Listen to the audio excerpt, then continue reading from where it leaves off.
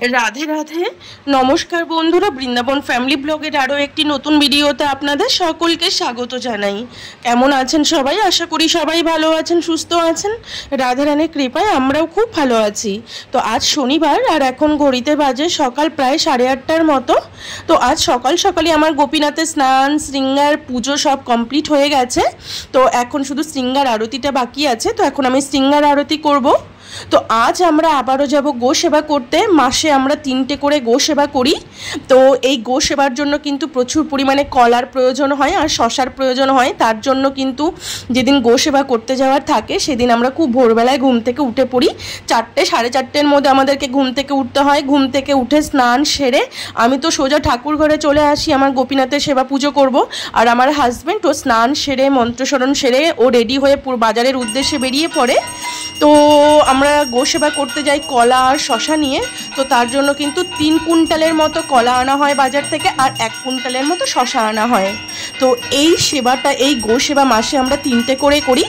2টো গো সেবা আমার একজন আঙ্কেল করেন। তো আঙ্কেলের তরফ থেকে 2টো গো সেবা একদম ধরা বাঁধা, প্রত্যেক মাসে 2টো করে গো সেবা।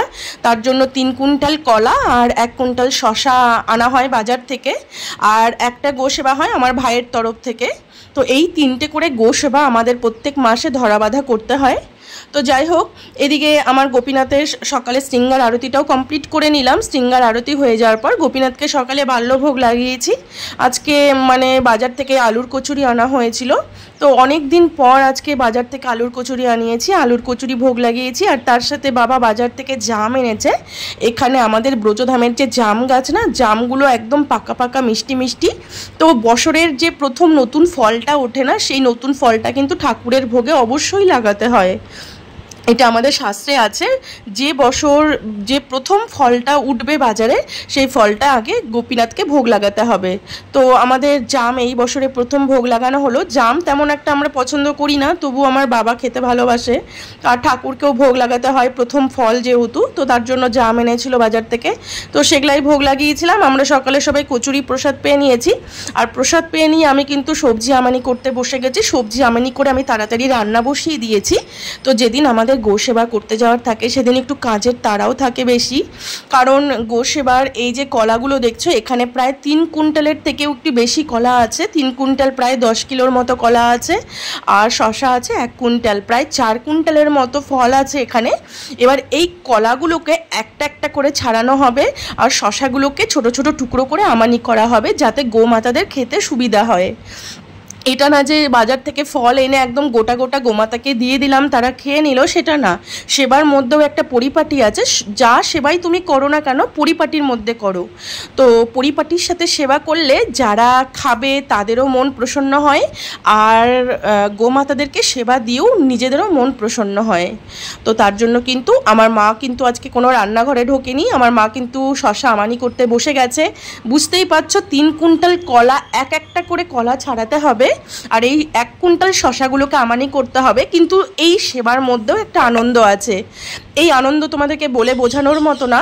গোমাতার সেবাতে যে আনন্দ, এটা যে করে সেই বুঝতে পারবে, এটা সবাই অনুভব করতে পারবে না। তো এদিকে কিন্তু আমার রান্না হয়ে গেছে। আজকে আমি তাড়াতাড়ি রান্না বসিয়ে দিয়েছি। আমি যখন রান্না করি একটু তাড়াতাড়ি রান্না কমপ্লিট করার চেষ্টা করি, আর মা রান্না করলে একটু লেট হয়ে যায়। তো আজকে গোপীনাথের জন্য রান্না হয়েছে আলু ফুলকপির রসা। আমার অনেক দিন পর মনে হলো যেন ফুলকপি নিয়ে আসি। তো আমরা বাইরে ঘুরতে গেছিলাম, তো সেখানে ভালো তাজা তাজা ফুলকপি দেখেছিলাম। তো সেটাই গোপীনাথের ভোগের জন্য এনেছিলাম।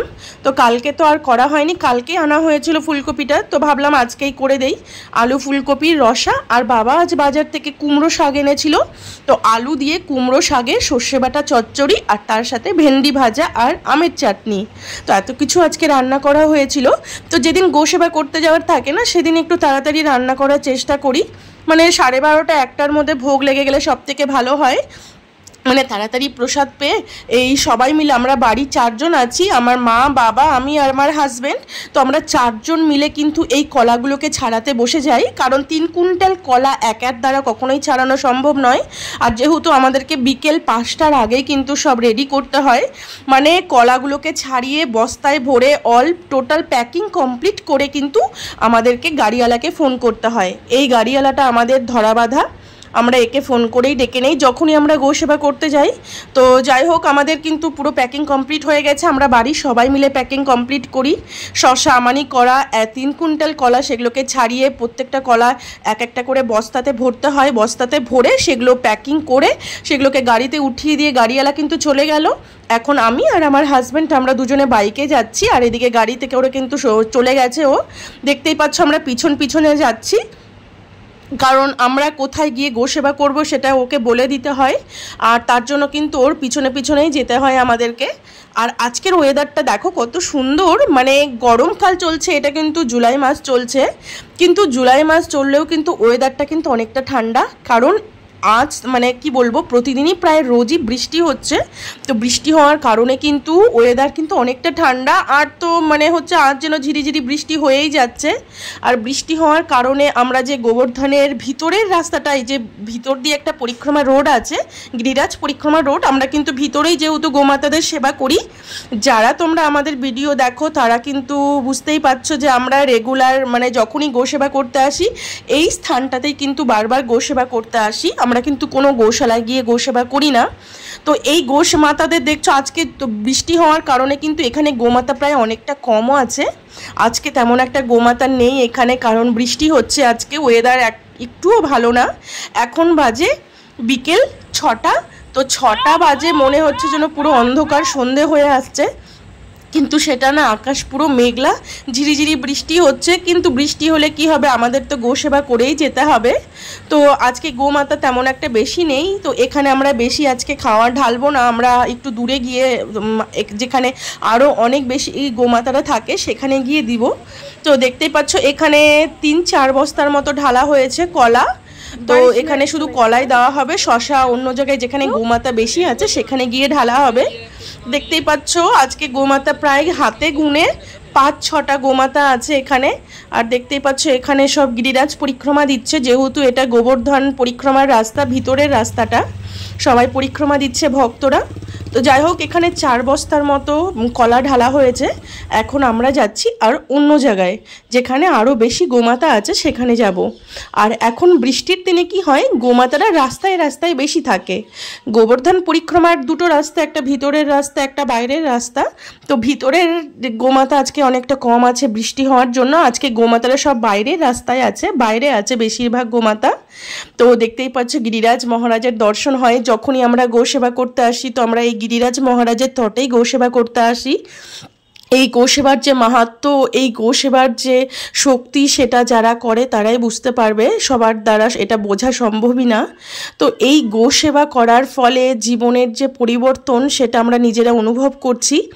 আর এই গোসেবা এর মাহাত্ম্য একমাত্র ভগবান, যে আমাদের স্বয়ং ভগবান শ্রীকৃষ্ণ আছেন, তিনি শুধু জানেন। তিনি নিজে হাতে ভগবান হয়েও গোসেবা করেছেন, নিজে হাতে গোসেবা করেছেন। তার মানে কি বলবো, তার এত দাসী থাকা সত্ত্বেও তিনি নিজে হাতে গোপালন করতেন, গরুদেরকে মাঠে চড়াতে নিয়ে যেতেন। সব সেবা ভগবান শ্রীকৃষ্ণ কিন্তু নিজে হাতেই করতেন গোমাতাদের। তো গোমাতার সেবাতে যে ভগবান প্রসন্ন হন এটা আর অন্য কিছুতেই হন না। তো আর তাও আবার গিরিরাজের তটে গোমাতাদের সেবা, এটা তো অনেক ভাগ্যের ফলে পাওয়া যায়, সবার ভাগ্যে থাকেও না এই গোমাতাদের সেবা করা।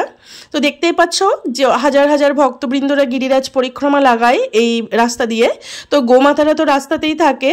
তো এখানে রাস্তায় রাস্তায় কলার দোকান পাওয়া যায়, তারপরে যে ঘাসের দোকান পাওয়া যায় গোমাতাদের সেবার জন্য। তো যাদের যেসব ভক্তের মনে উদিত হয় যে গোসেবা করব, তারা কিন্তু রাস্তা থেকেই কলা কিনে কিনে গোসেবা করছে। এখানে প্রচুর গোসেবা করে ভক্তরা। যারা গোসেবার মাহাত্ম্য জানে তারা তো গোসেবা করে, আর যারা গোসেবার মাহাত্ম্য জানে না তারা গোসেবা কি বুঝবে। তো যাই হোক, তো এখানে রাস্তায় দেখছি প্রচুর গরু এক জায়গায় হয়ে আছে। আজকে কি হলো, আজকে ভিতরের রাস্তাটাতেই গরু কম আছে, আজকে বাইরে মানে জায়গায় জায়গায় 6-7টা করে গরু আছে। তো যেখানে যেখানে গোমাতাদের একসাথে হয়ে দেখছি অনেকগুলো গোমাতা এক জায়গায় আছে, সেখানে সেখানে আমরা বস্তা ধরে ঢেলে দিয়েছি।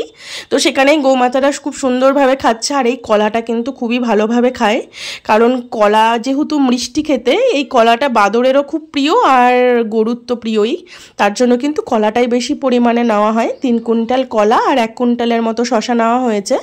তো জায়গায় জায়গায় 6-7টা করে গরু এক জায়গায় হয়ে আছে, সেখানে সেখানে আমরা বস্তা ধরে ধরে ঢেলে দিচ্ছি। তো এখানে আরও 6টা বস্তার মতো আছে। এই বস্তাগুলো এখন আমরা কিছু দূর গিয়ে, অনেকটা গোমাতা আছে এখানে, দেখে চিনতেই পারছো এই জায়গাটাতেও আমরা বারবার গো সেবা করতে আসি। এখানে প্রচুর গোমাতা রাখা আছে। তো এই গোমাতাদের বেশিরভাগ ক্ষুধার্তই থাকে, কারণ এখানকার গোমাতাদের তেমন একটা সেবা মেলে না। তো তার জন্য এই জায়গাটাতেই আমরা বারবার আসি গো সেবা করতে।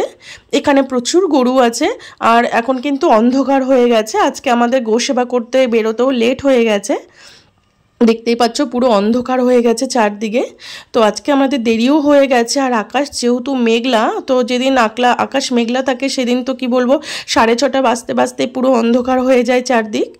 তো এদিকে গোমাতাদের যা বস্তা বাকি ছিল, মানে কলার বস্তা, শশার বস্তা, যা কিছু বাকি ছিল এখানে আমরা সব ঢেলে দিয়ে বাড়ি ফিরে যাব।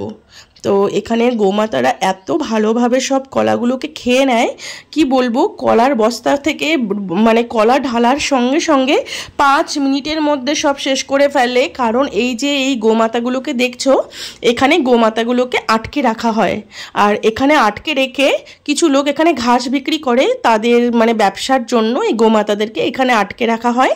যেসব ভক্তরা এই গিরিরাজ পরিক্রমা করতে আসে তাদের কাছ থেকে ঘাস কিনে কিনে গোমাতাদেরকে যতটুকু খেতে দেয় ততটুকুই ওদের খাওয়ার জোটে। তো তার জন্য কিন্তু এখানকার গোমাতারা একটু ক্ষুধার্ত থাকে। তো তার জন্য আমরা এখানেই আসি বারবার গো সেবা করতে। এই গো সেবা করে প্রচুর আনন্দ পাই। তো যাই হোক, আজকের মতো আমাদের গো সেবা এখানেই আজকে কমপ্লিট হলো। আবার পরের গো সেবা করতে আসবো। আজকের মতো ভিডিওটা আমি এখানেই শেষ করছি। আবার তোমাদের সাথে দেখা হবে পরের একটা নতুন ভিডিওতে। তো ভিডিওটি ভালো লেগে থাকলে প্লিজ একটা লাইক করে দিও, আর সবাই ভালো থেকো, সুস্থ থেকো। রাধে রাধে।